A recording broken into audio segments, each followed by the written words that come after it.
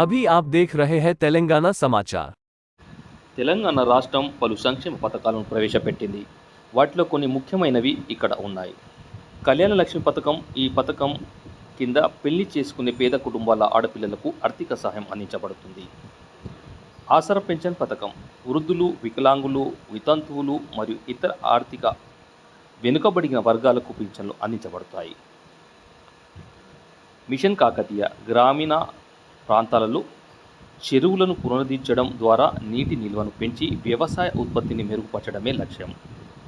KCR kit. గర్భిణీ స్త్రీలు మరియు కొత్తగా పుట్టిన శిశువులకు ఆరోగ్య సంరక్షణ కోసం కేసీఆర్ కిట్ అందించబడుతుంది. ఇది పౌష్టికాహారం మరియు ఇతర అవసరాలను కలిగి ఉంటుంది. గృహజ్యోతి పథకం. ఈ పథకం క్రింద కుటుంబానికి సంవత్సరానికి 2400 యూనిట్ల వరకు ఉచిత విద్యుత్ అందించబడుతుంది. రైతు బంధు పథకం. రైతులకు పంట సాగుకు పెట్టుబడి సహాయం కింద ప్రతి ఎకరం భూమికి ప్రతి సీజన్కు 5000 అందించబడుతుంది. యువ వికాస పథకం. విద్యార్థులకు విద్య, ఆర్థిక సహాయం అందించబడుతుంది.